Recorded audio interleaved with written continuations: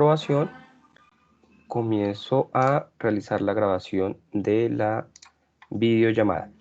Entonces, como les decía, recuerden que en la economía hay un diagrama circular, diagrama de flujo circular de la economía, donde se expresa la interacción que tienen los agentes económicos con los diferentes mercados.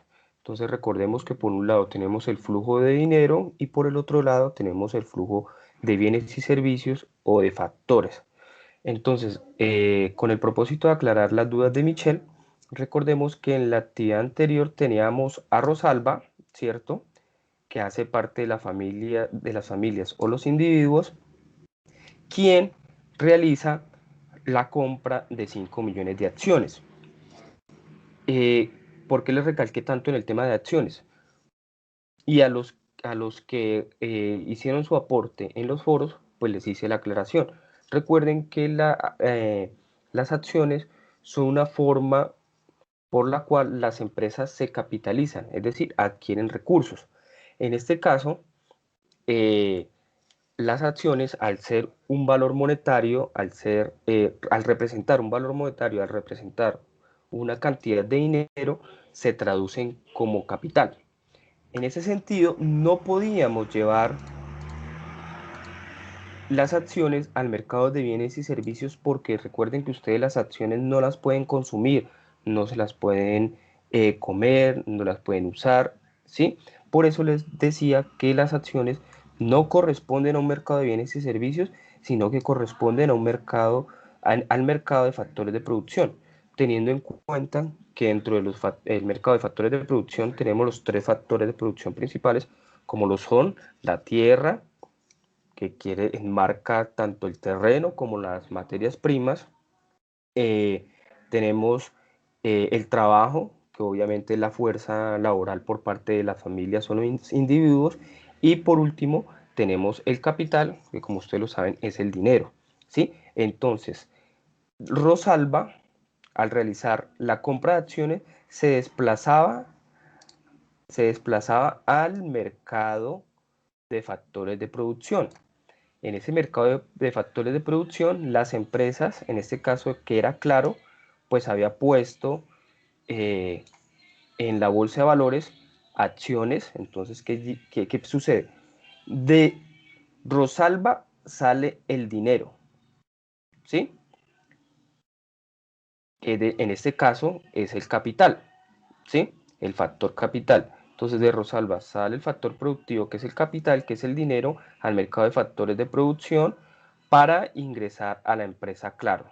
¿Listo? Entonces la empresa Claro le ingresa el factor productivo, que es el capital, en este caso pues es el dinero.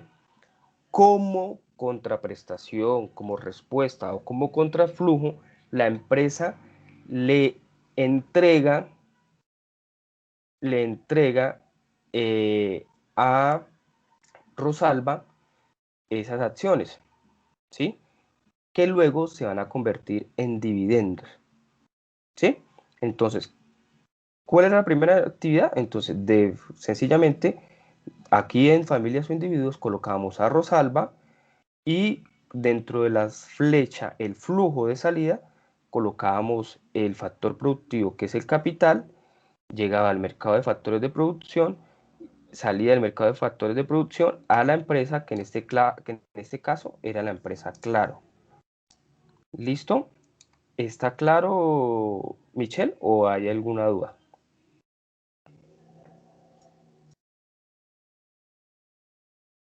Sí, tutor, muchísimas gracias.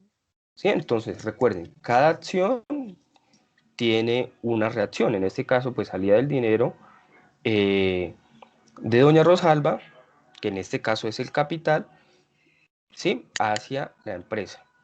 ¿Listo? El siguiente ejemplo, si no estoy mal, es la compra de un computador. Entonces sale de Jairo, que es la familia o el individuo, el dinero hacia el mercado de bienes y servicios. ¿Por qué hacia el mercado de bienes y servicios? Porque el computador es un bien o un servicio que Jairo sí puede disfrutar, que Jairo sí puede, digámoslo en términos coloquiales, consumir. Entonces de Jairo sale el dinero y e ingresa ese dinero a la empresa, en este caso la empresa especializada de computadores, creo que es Tecno, bueno, no recuerdo bien el nombre. Y como contraprestación o como respuesta o como contraflujo, si ven que aquí dice salen bienes y servicios, entonces de la empresa sale el computador al mercado de bienes y servicios e ingresa a Jairo. Ese era el contraflujo. Entonces, flujo y contraflujo. Una acción y una reacción. Todo movimiento en el flujo de la economía tiene una respuesta. Ese era el segundo punto. Y el tercer punto, que era el pago de impuestos, sencillamente entonces de las empresas o de la familia, realizamos el pago de impuestos y como contraprestación de ese pago de impuestos, el Estado nos otorga subsidios o gastos a nivel estatal, como lo son infraestructura, gastos en salud, gastos en educación, ¿sí? Entonces, básicamente, ese era los tres movimientos que se solicitaban en el diagrama de flujo circular. ¿Listo? ¿Claro todos? ¿O queda alguna duda? Señor, claro. Listo. Entonces, para dar inicio a nuestra actividad número 2, vamos a realizar qué es lo que nos solicita la guía. Entonces, recuerda que nuestra actividad comenzó la semana pasada, el miércoles 7 de octubre, y tiene como fecha de entrega el día martes 3 de noviembre. ¿Listo? Sencillamente consiste la actividad en comprender la incidencia del Estado dentro de la estructura económica. Y además de eso, ¿qué vamos a hacer? Vamos a analizar los agregados económicos básicos y cuál es su incidencia en la economía nacional. Para eso, hay una bibliografía recomendada. Son 3 lecturas las cuales ustedes deben analizar, deben revisar. ¿Listo? Con base en esas 3 lecturas, vamos a dar respuesta a 2 ejercicios. El primero, ¿qué deben hacer? Deben realizar un ensayo en la cual se debe tener como tema principal. Permítanme un momento, por favor.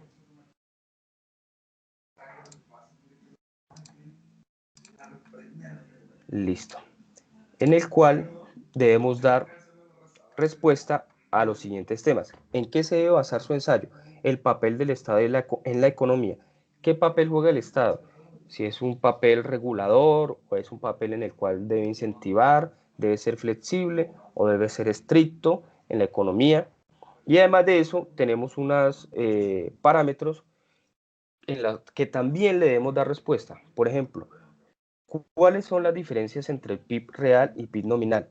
Recordemos, chicas, que el PIB se traduce o es la sigla de Producto Interno Bruto, ¿sí? ¿Qué es el Producto Interno Bruto? Sencillamente es una ecuación matemática que recopila toda la producción de un país o una nación, ¿sí? Entonces, todo lo que produce las empresas, las familias, las microempresas, es recogida a través de esa ecuación económica. Entonces, el PIB lo que hace es recoger esa estructura. ¿Cómo está compuesto el PIB? El PIB tiene sencillamente una fórmula, como les comentaba. Entonces tenemos PIB igual a consumo. Este consumo es el consumo tanto de las familias como de las empresas, más gasto público, ¿sí? Tenemos por otro lado la inversión,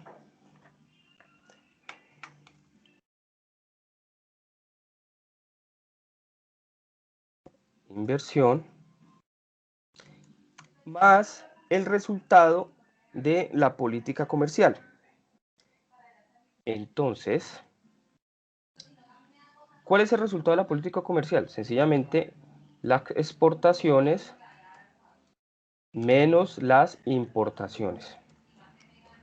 Entonces, como ustedes pueden ver, chicas, en esta pequeña fórmula lo que trata la economía es de evaluar o analizar cuál es el comportamiento de una economía. Entonces, repito, el consumo, tanto de las familias como de las empresas, el gasto público, entendido en todo aquella gasto o compras que realiza el Estado, ya sea a través de carreteras, la construcción de escuelas, la construcción de colegios, la construcción de hospitales, más la inversión que a través de una fórmula matemática tenemos que la inversión es lo mismo que el ahorro, ¿sí? Entonces ya sea inversión o ahorro, y luego tenemos más las exportaciones menos las importaciones. Ese resultado es el resultado de nuestra política comercial. ¿Listo? ¿Alguna pregunta ahí? ¿O estoy siendo claro?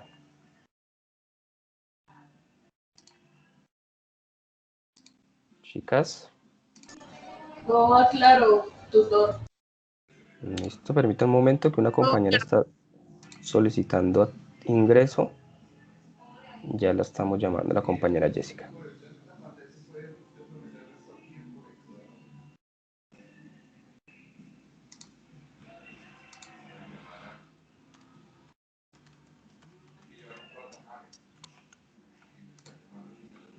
Hola Jessica, bienvenida. Hola, tutor, gracias. Muchas gracias. Buenos días Listo. a todos. Por favor, Jessica, ¿alcanzas a ver el link de registro?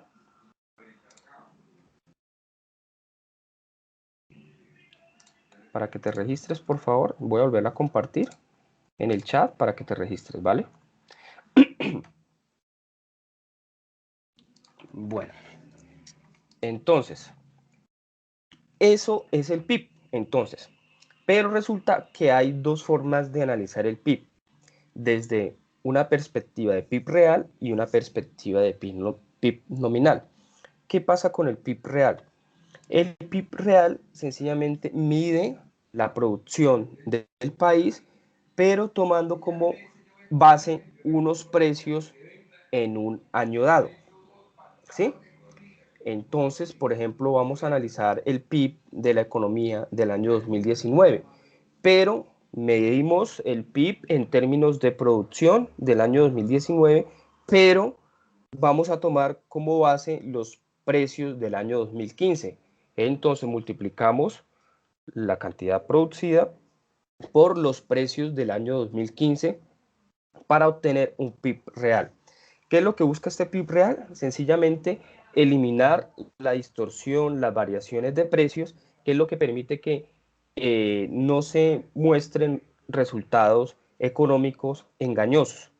¿Sí? Ya vamos a pasar a desarrollar los ejercicios.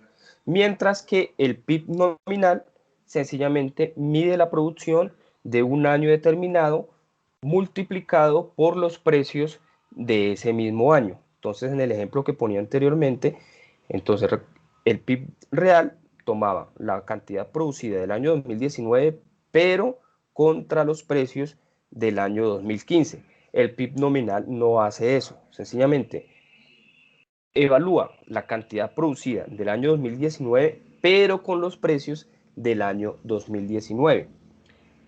¿Qué trae esto? ¿Qué ventajas y qué desventajas puede tener este PIB? Estos tipos de PIB. Entonces, el PIB real, como les decía, lo que elimina son estas distorsiones de los precios que se hayan presentado. En este caso, ¿de qué distorsión estamos hablando? De la inflación, ¿sí? ¿Qué es la inflación? Sencillamente es la pérdida del poder adquisitivo de una moneda. Para ponerles un ejemplo, ayer el pan de 100 gramos costaba 100 pesos. Hoy ese mismo pan de 100 gramos vale 120 pesos. Es decir, el pan sigue siendo el mismo, pero la moneda ha perdido valor porque ya no vale lo mismo que valía ayer, ¿sí? Entonces, hoy tengo que dar más pesos por ese mismo pan, ¿sí? Eso es lo que busca el PIB real, analizar el comportamiento de la economía, la producción, pero eliminando esas distorsiones, en este caso, eliminando la inflación. El PIB nominal sencillamente analiza la cantidad producida en un determinado año, pero multiplicada por ese año en el cual se está analizando. ¿Listo? Ahora, entonces, tienen ustedes que decir si representa una ventaja o no representa una ventaja para los países. Ahora, este tipo de PIB es una buena medida para medir, valga la redundancia, el bienestar, la calidad de vida de los ciudadanos, sí o no. Aquí hay que tener en cuenta una cosa, chicos y chicas, por favor, recuerden que bienestar es muy diferente a crecimiento económico, ¿sí? Entonces hay que tener en cuenta mucho eso, por favor. Recuerden que el bienestar es medible en la satisfacción de todas las necesidades que tienen las personas, ¿sí? En cambio, el PIB mide el crecimiento. El crecimiento puede reflejar que la economía colombiana va muy bien, ¿sí? Entonces, supongamos que en el año 2018 el PIB del 2019 respecto al año 2018 subió un 10%, es decir, que la economía creció un 10%. ¿Listo? Eso en términos económicos es muy bueno, demasiado bueno, pero resulta que eso no se traduce en bienestar. ¿Por qué? Porque a pesar de que la economía creció, las necesidades de los ciudadanos no se vio satisfacida, ¿sí? ¿Cuáles son las necesidades? Educación, salud, empleo, etcétera. ¿Sí? ¿Por qué? Porque resulta que el crecimiento económico, listo, la economía está produciendo bastante, pero ¿quiénes están produciendo? Supongamos las empresas. Entonces, las empresas producieron mucho, pero esos ingresos van para las empresas, ¿sí? No están beneficiando a la comunidad en general. Por lo tanto, no se está reflejando un bienestar para los ciudadanos. ¿Listo? Entonces hay que tener en cuenta con eso, por favor, diferenciar crecimiento económico versus bienestar. ¿Listo? Ahora, también nuestro director nos da otro lineamiento para completar nuestro ensayo. Las implicaciones de los cambios del IPC en la economía. ¿Qué es el IPC? El IPC, sencillamente, chicas y chicos, estimados estudiantes, es el índice de precios al consumidor. ¿Qué se traduce esto? Sencillamente son las variaciones que ha tenido los precios para X o Y producto determinado, ¿sí? Entonces decimos que aumentó el IPC, es decir, que aumentó la inflación de un precio o un bien determinado. Volviendo al ejemplo del pan, ¿sí? Tenemos que el IPC para el caso del pan subió un 20%, perdón, subió un 20% del viernes al sábado. ¿Qué representa esto? Es la respuesta que ustedes tienen que dar. ¿Beneficia o no beneficia a las personas? ¿Qué implica? ¿Genera más pobreza? Etcétera. ¿Listo? Y además de eso, pueden ustedes complementar su ensayo tomando otros temas, como lo que les decía, crecimiento versus desarrollo económico. Entonces, el crecimiento solamente se mide en términos monetarios y el desarrollo económico, además del término monetario, involucra otras variables como lo son temas culturales, temas ambientales, porque de nada sirve que haya un crecimiento económico cuando estamos acabando con nuestros ríos, ¿sí? Que haya un crecimiento económico representado por la minería cuando estamos acabando con el medio ambiente, ¿sí? El tema social. Entonces, reitero, de nada sirve que haya un crecimiento económico si la gente está aguantando hambre, ¿sí? Entonces, eso no se traduce en desarrollo económico. Desarrollo económico abarca todas estas variables: social, ambiental, cultural, entre otras. ¿Qué otra derivado podemos aplicar dentro de nuestro ensayo? El desempleo, la política económica, la cual se divide en tres. Primero, política monetaria, política fiscal y política comercial. ¿Cómo se comporta eso? Ustedes pueden utilizar estos derivados para complementar su ensayo. La intervención por parte del Estado y la regulación entre el dejar hacer, dejar pasar. ¿Listo? ¿Qué papel debe hacer el Estado? Dejar de hacer, dejar hacer o dejar pasar, dejar que la economía funcione solita, sin intervenir el Estado, o sencillamente tiene que haber una intervención por parte del Estado. supongamos que ahora con el tema de los tiquetes aéreos, que están súper elevadísimos, ¿qué está haciendo en estos momentos el Estado? Dejar hacer, dejar pasar, es decir, que el mercado sea el que regule los precios. Si los tiquetes están costosos, ¿cuál va a ser la tendencia de los consumidores? A no consumir esos tiquetes, ¿cierto? Y si el precio está alto y la gente no está comprando, ¿cuál va a ser la tendencia de esos precios? Va a ser disminuir, ¿para qué? Para que la gente pueda comprar, porque de lo contrario, las aerolíneas no van a poder vender esos tiquetes y obviamente eso les va a representar pérdidas. ¿Listo? Esa sería nuestra primera parte. ¿Alguna pregunta, duda, inquietud? Por favor.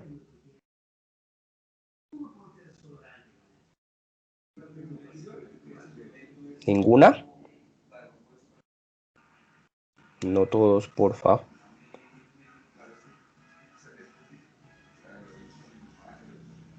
Hola.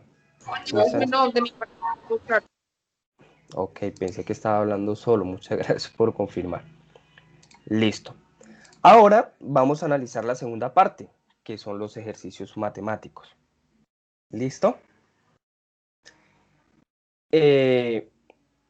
Aquí sí me gustaría que por favor prestaran mucha atención, porque lo importante en el desarrollo de esta parte es que ustedes tengan claro cómo funcionan y cómo se aplican las fórmulas, ¿vale? Entonces, en la segunda parte, nuestro director nos establece en la guía una segunda parte en la cual se resuelvan los siguientes ejercicios. Tenemos unos años, tenemos unos productos, tenemos una cantidad y tenemos unos precios. Obviamente estos Profe, no son... Señora. usted está compartiendo pantalla, es que no veo. ¿No están viendo? Sí, señor, yo sí veo. Entiendo. Si quieres, se sale de la llamada y vuelve y entra porque me pasó igual. Bueno, listo. Gracias. Bueno. Esperemos a ver. Angie salió. Vamos a ver. Que ingrese. Listo. ¿La puedes ver, Angie? Sí, señor. Listo. Entonces, obviamente la idea de este ejercicio no es darle respuesta al taller que se ha planteado. Entonces, por eso utilizo otros productos y otras cantidades. Pero ¿cuál es la esencia? La esencia es lo mismo. ¿Listo? Entonces, con base en estos datos que nos ha dado nuestro director, respecto a unos productos, una cantidad y unos precios, ¿qué debemos hacer? Debemos calcular el PIB nominal para cada año y el PIB real.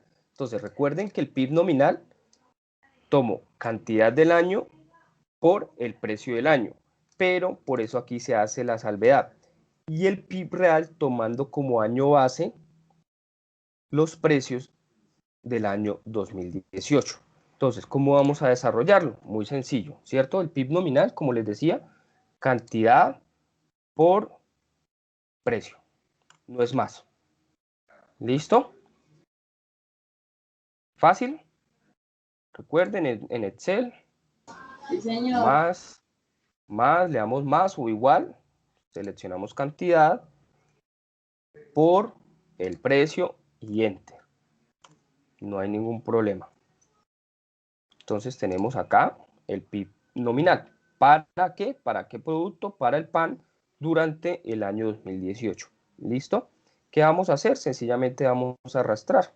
Nos paramos aquí en la celda y esperamos a que nos salga una crucecita y lo que hacemos es arrastrar. Listo, no es más lo que debemos hacer. Muy sencillo. ¿Listo? Ahora, como les decía, el PIB real, a diferencia del PIB... bueno, vamos entonces a calcular el PIB nominal para el año 2018 de esta canasta de productos. Entonces, sencillamente, ¿qué hacemos? Sumamos cada uno de los resultados para cada producto. Entonces, tenemos que el PIB nominal para el año 2018 fue de 12.000 pesos. 2.000 pesos. La suma de todos los productos que estén incluidos en el cuadro. En la canasta, sí, señor. Pero recordemos que es el mismo año. ¿Listo? Entonces, pan, arroz, yuca. Acá calculamos pan, arroz, yuca. Entonces, el PIB nominal, ¿qué hacemos? Sencillamente, una vez calculado cada uno de los productos, hacemos la sumatoria. Ahora vamos al año 2019. ¿Listo? Entonces sumamos pan, sumamos arroz, sumamos yuca. ¿Listo? Y tenemos el PIB para el año 2019. Ahora vamos para el año 2020.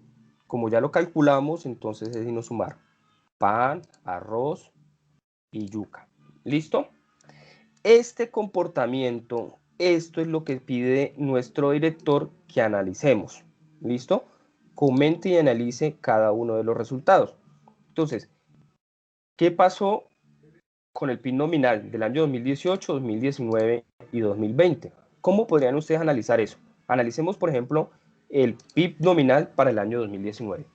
¿Cómo lo podríamos interpretar?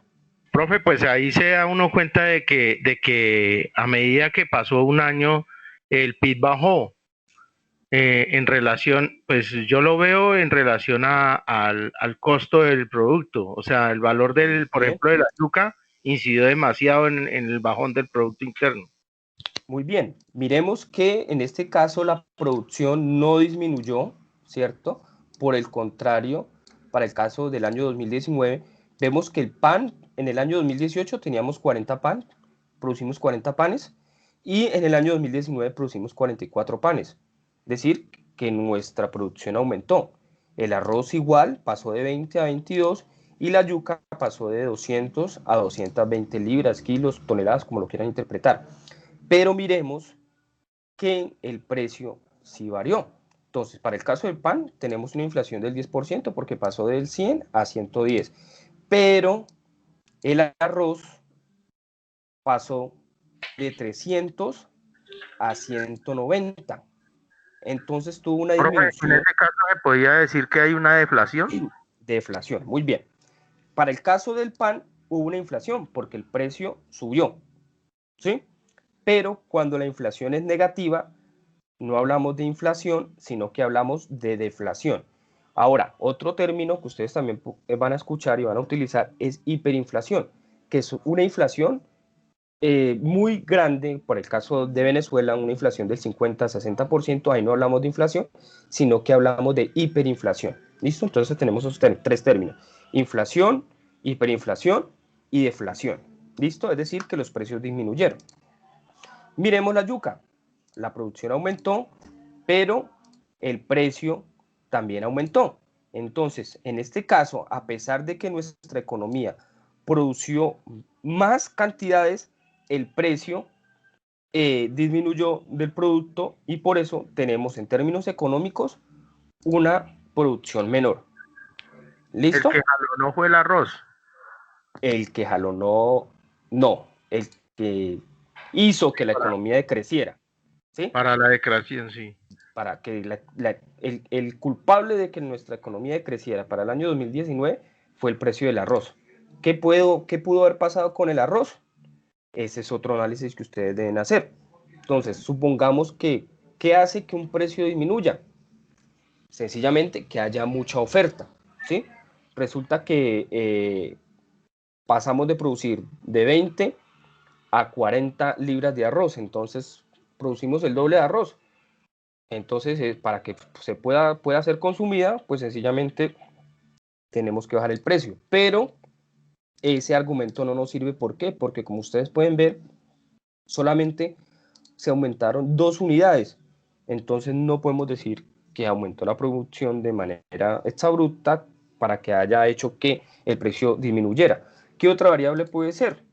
Sencillamente se importó demasiado arroz, ¿cierto? Muchas importaciones. Mucha importación del arroz, entonces eso hizo que el precio bajara y pues obviamente ustedes saben las consecuencias que eso trae, pues quiebran los campesinos, etcétera. ¿Listo? Ahora vamos a calcular el PIB real.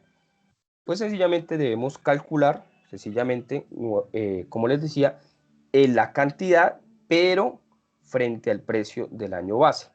Para el año 2018 no hay ningún problema porque el año 2018 es el mismo año base. Entonces, ¿qué hacemos? Sencillamente lo calculamos como si fuera el PIB nominal.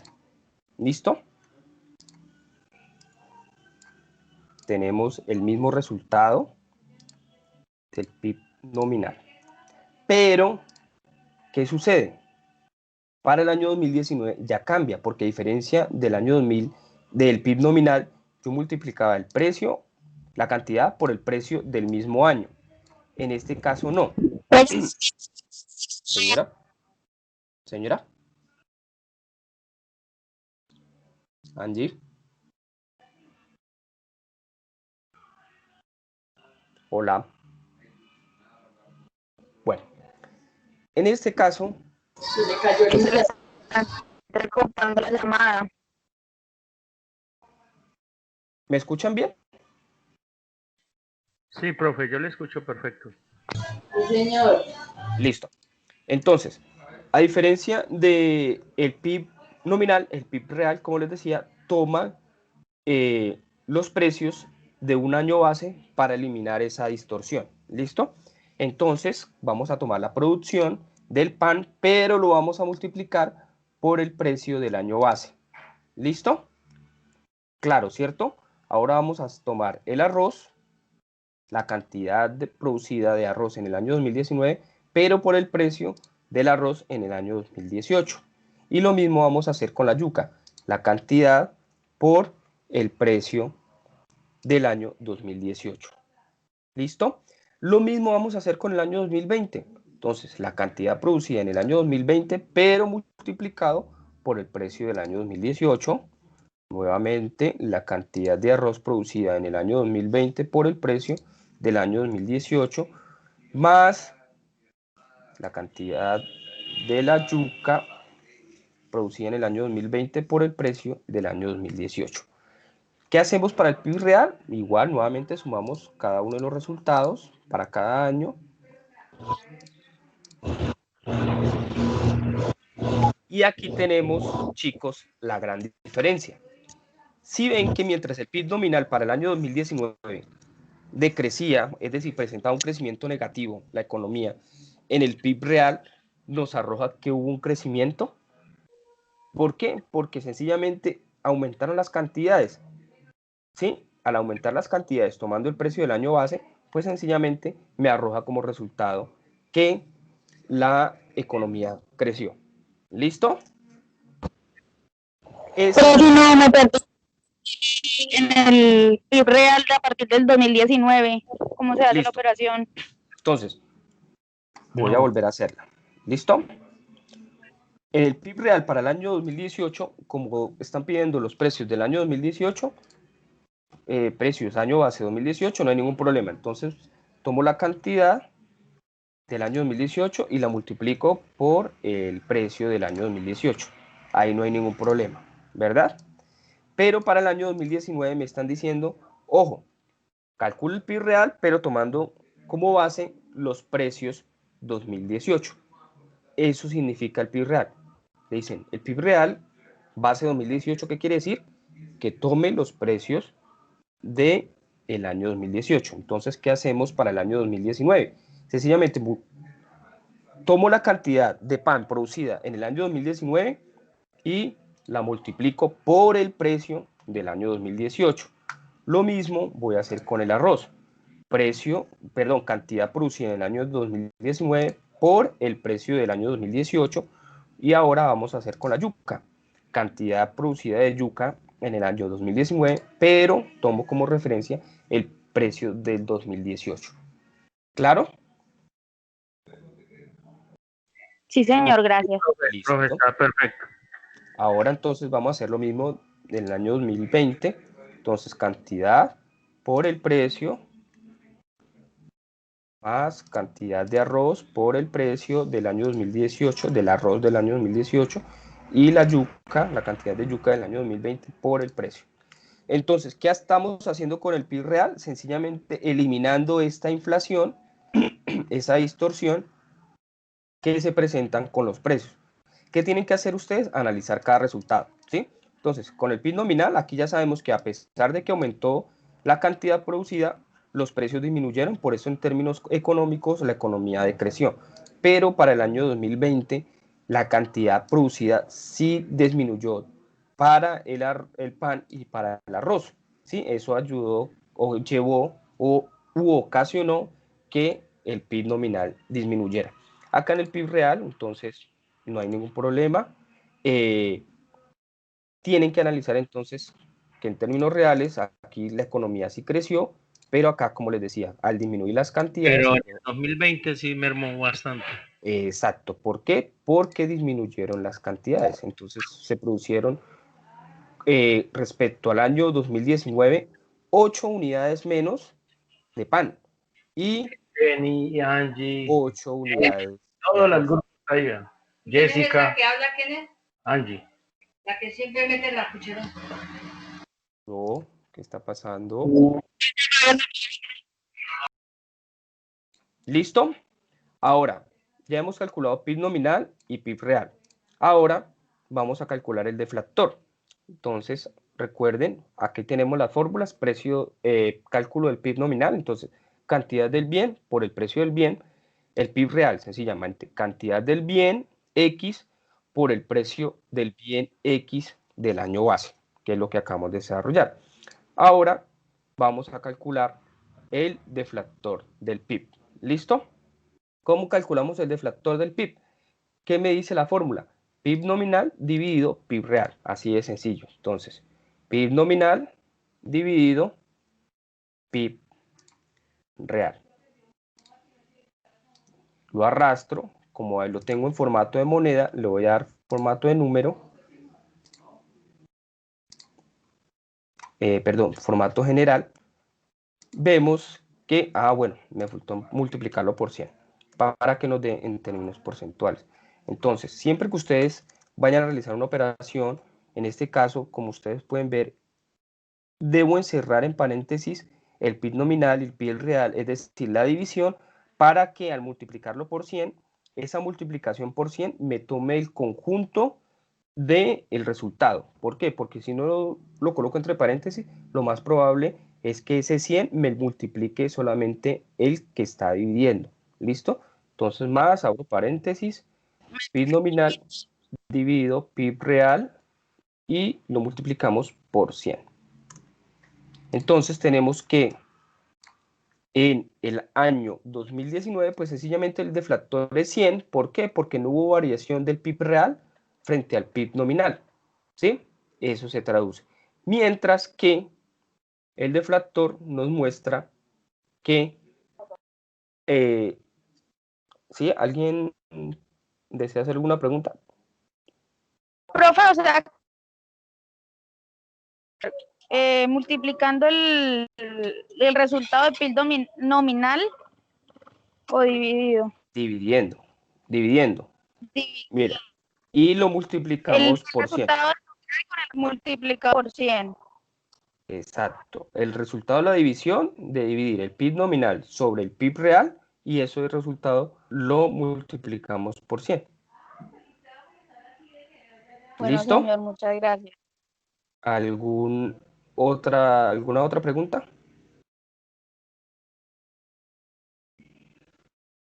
Hola. No, profe, está bien. Falta el lo de la inflación. ¿Listo? Entonces, ahora vamos a calcular la inflación. Entonces, dame un momento, vamos a buscar la fórmula de inflación porque olvidé copiarla para que ustedes la tengan clara.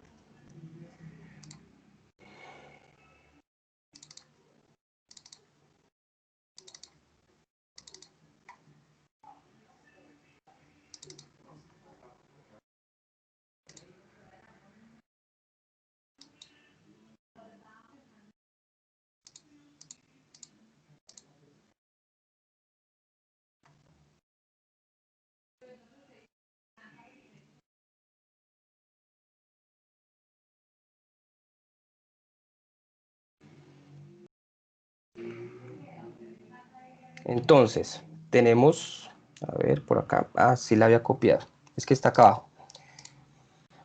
En este caso, vamos a trabajar, omitan esta información, por favor, vamos a trabajar la inflación en el punto 2, que es donde nos la exigen, ¿vale? Entonces, pasemos al punto 2 de nuestra segunda parte.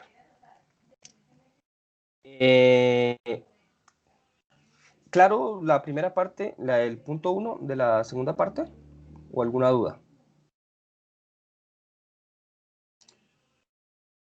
Chicos, ¿ninguna? La del punto 1 es calcular el pi y la del punto 2 es el deflactor que también ya lo dimos. Listo, sí señor, calcular el PIB nominal, PIB real y el deflactor. Acá no nos están pidiendo la inflación. Entonces vamos a calcular el segundo punto.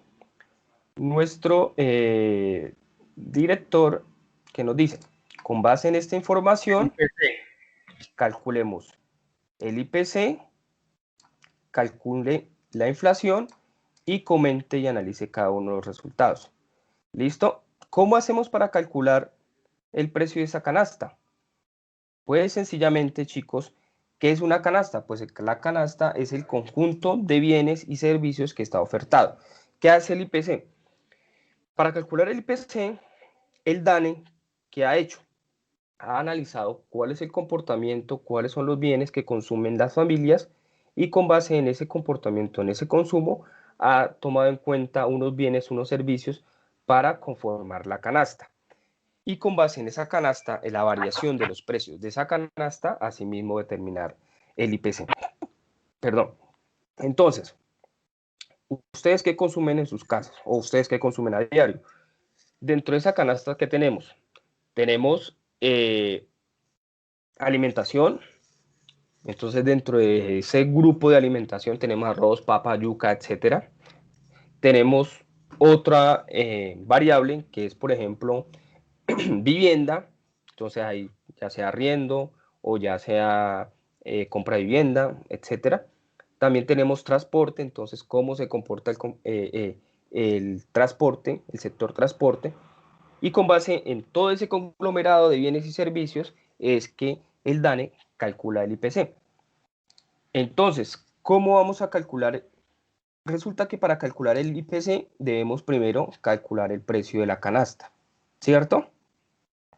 Entonces, abro paréntesis. ¿Cómo calculo cada canasta? Entonces, ya vamos a calcular la ropa. Entonces, ¿qué hago? Tomo la cantidad de ropa, la cantidad producida de ropa y la multiplico por el precio. Cierro paréntesis. Más, abro paréntesis porque voy a calcular ahora para la comida. Entonces, la comida y la multiplico por el precio. Cierro paréntesis. Aquí entonces, ¿qué tenemos?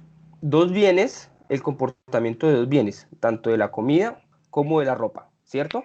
Perdón, pero en el manejo normal que hace el DANE, ahí se incluyen otras variables, ¿cierto? Que lo que es entretenimiento. Sí, claro, no, claro, tiene toda la razón, muchas gracias.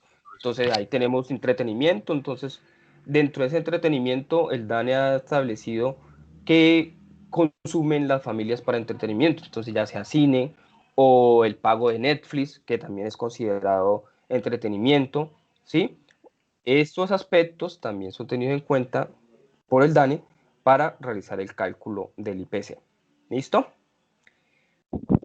De esta forma hemos calculado el precio de la canasta para el año 2018. Recuerden cómo está conformada nuestra canasta, solamente por ropa y por comida, ¿sí? Entonces, calculamos el precio de nuestra canasta para el año 2018. Recuerden, ¿qué hice? Nuevamente, repito, más o igual como ustedes quieran. Entonces, la cantidad de ropa por el precio de la ropa, cierro paréntesis, más, abro paréntesis, la cantidad de comida por el precio de la comida. Cierro paréntesis, enter. Listo, aquí tenemos el precio de la canasta para el año 2018. Como estamos trabajando en Excel, lo bueno es que solamente arrastramos. ¿Listo? O si no, lo haríamos para el año 2019. Cantidad de ropa por precio de ropa más cantidad de comida por el precio de la comida. Y ahora tenemos el precio de esa misma canasta para el año 2019 y tenemos el precio de esa misma canasta para el año 2020. Listo, ya calculamos nuestra canasta. Ahora, ¿qué vamos a hacer? Calcular el IPC. Recuerden, índice de precios del consumidor. ¿Qué me dice el IPC? La fórmula. Me dice, tome el precio de la canasta del año actual, divídala por el precio de la canasta del año anterior y multiplique por 100. ¿Listo? Entonces, más precio de la canasta del año actual es decir, 2018, dividido el precio de la canasta del año anterior. Como en este caso no tenemos año anterior, pues tomamos el mismo año. ¿Listo? Cerramos paréntesis y lo multiplicamos por 100. ¿Qué nos va a dar? Sencillamente 100. ¿Listo? Pero ya para el otro año ya cambia. Entonces, ¿qué me dice la fórmula? Precio del año actual, precio de la canasta del año actual, dividido precio del año anterior de la canasta, y lo multiplico por 100. Entonces tenemos que nuestro IPC aumentó, pasó de 100 a 128. Y vamos a hacer nuevamente la fórmula para el año, calcular el IPC para el año 2020. Entonces, más precio del año 2020 dividido precio de la canasta del año 2019, cerramos paréntesis, lo multiplicamos por 100. ¿Listo? Aquí tenemos el IPC respecto al año anterior. Estos resultados tenemos que analizarlo. Entonces, ¿cómo ustedes van a analizar que pase de 100 a 128? Analicemos las cantidades. Pues sencillamente la cantidad aumentó, pero resulta que el precio disminuyó. ¿Qué hizo que entonces que aumentara? Pues sencillamente La demanda. la cantidad. No, en este caso, bueno, o la demanda o la oferta. En este caso sería la oferta, bueno, como lo quieras interpretar, ¿sí? Que se produjo el doble o que se consumió el doble, ¿sí? Eso ayudó a que el precio, el IPC, disminuyera. ¿Listo? Ahora, vamos a proceder a calcular la inflación. Aquí tenemos la fórmula de la inflación. Tenemos el IPC del año actual menos el IPC del año anterior dividido el IPC del año anterior. ¿Listo? Vamos sencillamente a calcular una variación. Entonces, ¿qué me dice la fórmula? Recuerden, abro paréntesis, IPC del año actual menos IPC del año anterior. En este caso, como lo tenemos año anterior, tomamos sobre el mismo 2018 y lo dividimos por el año anterior, que en este caso sería el año mismo, el año 2018. Entonces vemos que no tenemos inflación, ¿cierto? Pero vamos a analizar el año 2019. Entonces, fórmula y IPC del año actual menos IPC del año anterior, cierro paréntesis, dividido IPC del año anterior. Tenemos que la inflación del año 2019 respecto al 2018 es del 28%, es decir, los precios aumentaron en un 28%, ¿sí? En este caso no fueron los precios, sino que ayudó la cantidad, la inflación aumentó en un 28%. ¿Listo? Analicemos entonces ahora el año 2020. Entonces, nuevamente, IPC del año actual menos IPC del año anterior dividido IPC del año anterior. Pero miren, para el caso 2020, la inflación fue negativa, es decir, hubo deflación. ¿Qué habrá pasado? Pues sencillamente la producción no aumentó mucho, pero el precio, miremos a ver, cantidad 30, 40, 44. Entonces vemos que la cantidad de ropa no aumentó mucho y por el contrario el precio disminuyó. Aquí vemos que el precio de la ropa subió del 2018 al 2019 un 5%, pero del 2019 al 2020 disminuyó. Miremos la comida. La comida del 2019 respecto al 2018 aumentó en 10 cantidades y el precio solamente aumentó en 0,4, es decir, un 4%. Pero resulta que la cantidad se estancó y el precio no subió mucho.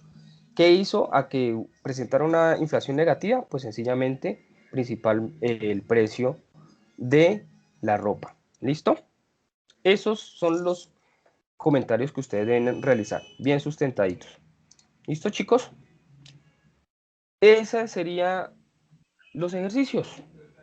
Fáciles, sencillos. Sí, Tengan sí. mucho cuidado, por favor, como ustedes ya saben, con tengan mucho cuidado con lo que ustedes ya saben, que el tema del plagio, porque ya a algunos les fue mal. Recuerden que se verifica con Turnitin el tema del ensayo. No está mal que citen fuentes, pero por favor, no está mal que traigan información de otras fuentes, pero por favor citen de manera correcta, ¿sí? Revisen las normas JAPA. Entonces supongamos que lo que les decía, tengan cuidado con datos o cifras, ¿sí? Si van a tomar información de Libardo, entonces coloquemos, según Libardo Trujillo, paréntesis, el año en que Libardo dijo o escribió lo que estamos analizando, ¿sí? Resulta que yo escribí un artículo en el año 2020 hablando sobre la inflación, ¿sí? Entonces, según Libardo, año 2020, abro comillas y copio y pego lo que voy a decir. ¿Listo? Siempre y cuando no supere las 40 palabras. Si supera las 40 palabras, no coloco dentro del texto, dentro del párrafo, lo que estoy copiando y pegando, sino que sencillamente lo coloco en un párrafo aparte. ¿Listo? Ahora, si voy, chicos, ojo con esto, si voy a parafrasear o estoy interpretando de una manera diferente a Libardo, entonces, por ejemplo, hablemos de la inflación. La inflación es la pérdida adquisitiva del dinero. Supongamos que eso lo dijo Libardo en otras palabras, pero estas son sus frases, ¿sí? Entonces cito a Libardo, entonces en este caso sería Trujillo, L y el año. ¿Listo? ¿Claro? Listo, profe. Listo, chicos. No sé qué otras dudas tengan sobre nuestros diferentes actividades que debemos desarrollar. Tutor, yo tengo una duda. Señora. Lo que pasa es que ya yo realicé todos los ejercicios y tú me comentaste que, que en la inflación del 19 y 2020, que en el 2019 me tenía que dar con 2 dígitos y en el 2020 con 1 dígito. Espérame y busco acá tu trabajo. A ver, Jessica. Y porque me faltó colocarle los paréntesis porque me estaba multiplicando, era... Sí, chicos, ¿qué pasa con nuestra compañera Jessica? Están viendo el Excel, ¿verdad? ¿Sí? Sí, señor. Sí, señor. Listo. Aquí, Jessica, pues ya sabes que aplica la fórmula el mismo año menos el mismo año dividido el mismo año. ¿Listo? Pero, ¿qué sucede? Okay. Resulta que Jessica, acá si ven la fórmula, bueno, no colocó paréntesis y de pronto ahí les está alterando. Pero resulta que Jessica lo está multiplicando por 100. Al multiplicarlo por 100, ya ustedes saben que ya interpretamos que los resultados son en términos porcentuales. Pero, ¿qué hizo Jessica? Fue acá y le dio porcentaje. Al darle porcentaje, Excel lo que hace es multiplicarme ese resultado por 100. Lo volvió a multiplicar otra vez. Lo volvió a multiplicar. Por eso es que te da este número tan elevado. Ok. ¿Sí? Si cambiamos a general, ves que ya nos dio 28. Sí, señor. Si tú quieres, O sea que hay que tener Jessica, en general. en general. O ustedes sencillamente, ¿qué pueden hacer? No multipliquen aquí por 100 y sencillamente le dan en porcentaje. Uy, aquí qué pasó. Espérame porque el tema de los paréntesis. ¿Ven? Sí, no multiplicamos por 100 y acá en el formato le damos porcentaje para que él lo multiplique automáticamente. Pero sí en la importancia del paréntesis, mire, yo no le quito el paréntesis y cómo me cambia el resultado. Sí, en el 2020 también me alteró el resultado porque no Ajá. no es ese. Entonces, la importancia de manejar los paréntesis, ¿sí? ¿Por qué? Porque sencillamente, si no coloco el paréntesis, espérame, dame un momento, si no coloco un paréntesis, lo más probable es que el G8 me divida solamente al G8 Exacto, está dividiendo el y valor. no me está dividiendo el resultado de la resta. Por eso es importante el manejo del paréntesis. ¿Listo? Entonces ya saben, si van a multiplicarlo por 100, lo dejamos en formato general. Lo dejamos en formato general, ¿sí? O si lo van a multiplicar por 100, lo van a multiplicar por 100, recuerden. Pues lo ideal sería dejarlo en general para ir practicando la fórmula como tal, ¿no? Exacto, Para aprenderla. sí señor. Entonces, ¿sí ven? ¿Listo? ¿Claro, Jessica? Sí, señor, muchísimas gracias. Chicos, ¿alguna duda, alguna pregunta? ¿Alguna queja, reclamo? ¿Cómo les pareció Profe, el CIPAS? yo tengo una inquietud porque es que en la calificación del trabajo, del primer trabajo que acabo de terminar, Sí, señor. José Edgar Ospina Ortiz, yo hice el trabajo, yo hice un ensayo y yo lo hice revisar del Turnitin. Entonces yo lo noté que tenía Turnitin y yo hice un ensayo normal, salido de mi cabeza, como dicen. Yo lo subo al Turnitin y solo sale el 17%. Y después en la calificación usted me coloca que tiene Turnitin, que tiene demasiado Turnitin. Entonces Es que, yo no sé si fue que usted tomó el que yo dejé en el foro o el que yo envié en el trabajo. no, yo analizo el que ustedes suben en el trabajo. ¿Por qué? Porque a mí la plataforma de una vez, cuando ustedes cargan, él automáticamente me arroja el resultado. Es decir, cuando ustedes cargan el trabajo, él de una vez analiza el trabajo. ¿Sí? Sí, Recomendación. Recomendación. el problema, discúlpeme, profe, lo que pasa Sí. es que muchas veces yo tengo un problema porque yo he leído varios libros y resulta que yo los saco, pero yo no sabía hacer lo que usted me estaba explicando ahorita ahí, de que cite esto o aquello, o sea, ya uno ni se acuerda de dónde fue que lo leyó. Ahí en ese caso, ¿qué hace uno? Tocaría buscar en internet quién fue el que escribió eso o algo. Anoche me pasó con contratación, yo estaba escribiendo y yo sé harto de contratación porque yo trabajé en contratación pública. Y yo escribí, en un momento dado yo dije, cogí una parte y la coloqué en internet y salió quién era el que había escrito eso. Resulta que eso estaba escrito de la Universidad de La Sabana. Entonces, ¿qué pasa? Sí, dame un momento. Ya te entendí tu mensaje y ya te voy a explicar. Dame un momento, Jairo, por favor. Me están llamando de la oficina. Qué pena con ustedes. Hola, Molito. Hola, doctora, ¿cómo me le va? Ya.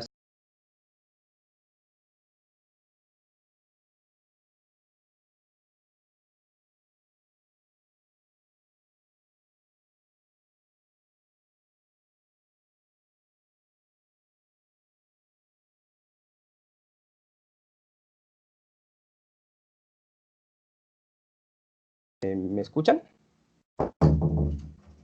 Sí, profe, ya. Bueno, les voy a dar un consejo. Primero, cada vez que subamos a Turnitin algo para revisar, él lo va tomando como alguien lo hubiera escrito. ¿Sí?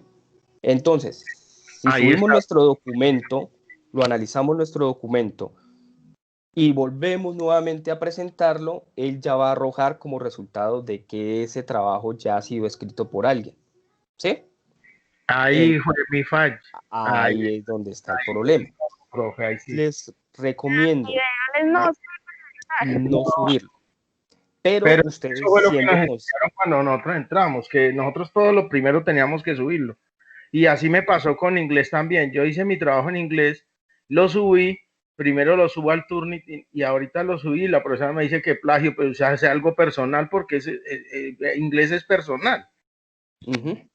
Entonces, ¿qué es lo que sucede? Entre más ustedes lo suban, él lo va duplicando. Él lo va duplicando.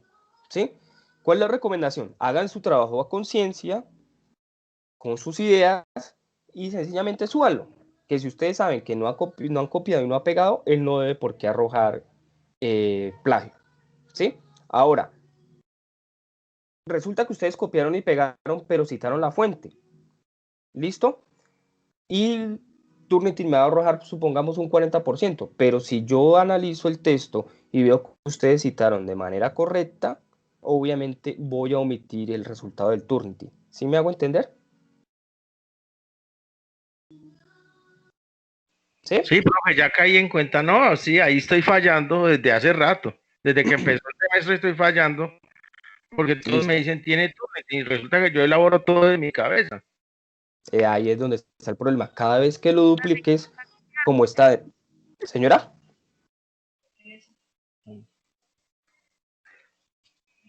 Angie. Está fallando desde que empezó a estudiar. Bueno. No haga bullying. Entonces, claro, ¿verdad? Entonces, desde que ustedes lo desarrollen con sus ideas y citen de manera adecuada, insisto, chicos, no hay problema con que ustedes copien y peguen, pero si van a copiar y a pegar, citen de la manera adecuada y desarrollen esa idea, porque si no se nos va a volver un texto de copia y pegue puro retazo, ¿sí? Entonces, supongamos, copiamos y pegamos la definición de inflación, pero desarrollemos luego o traduzcamos con sus propias ideas cómo entienden ustedes eso de la inflación, ¿sí? Pero si solamente copian y pegan, pues retazos, pues ahí es donde está el plagio. Señora, dime, Andy.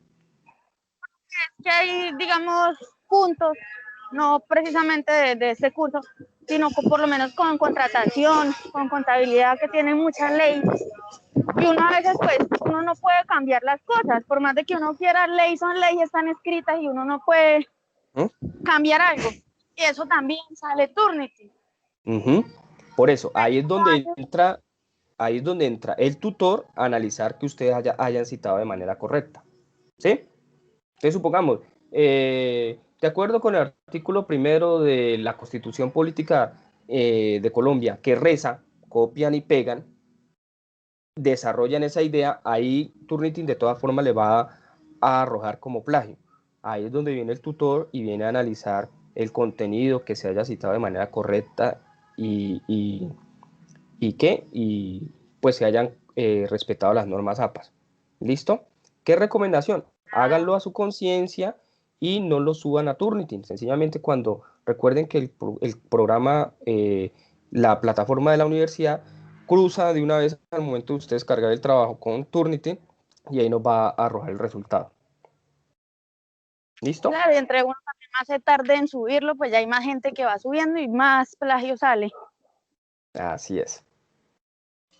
Pero pues también uno como tutor no puede ser irresponsable, tiene que analizar el contenido. ¿Listo? Gracias, muchas gracias. Chicos, dudas, quejas, reclamos, comentarios, sugerencias. ¿Todo está claro? Muy bien explicado, profe. Muchas gracias. ¿Listo? Gracias, profe. Les recomiendo y les agradezco que realicen sus aportes a tiempo en el foro para poder analizarlos. Sí, muchos tuvieron errores de que subieron el trabajo al entorno de evaluación, nunca los analicé, nunca los evalué, no pude hacer la realimentación y por eso presentaron errores. ¿Listo? Pero si me lo entregan a tiempo, pues yo puedo verificar y hacerle las observaciones, ¿vale? Bueno, señor. Bueno, descargo el video, lo cargo a YouTube y les comparto el link en los foros por mensajería interna y por correo electrónico para que ustedes lo tengan a mano y cuando vayan a desarrollar las actividades pues les sirva como material de ayuda. ¿Listo, chicos? Un placer saludarlos, muchas gracias por su tiempo y un fuerte abrazo y espero que estén muy bien a pesar de la situación que estamos viviendo. ¿Vale? Gracias, doctor, igualmente. Un placer. Bueno, por favor, gracias. Recuerden todos colgar la llamada. ¿Listo? Colguemos la llamada para poder descargar el video. Muchas gracias. Bueno, profe. Chao, profe.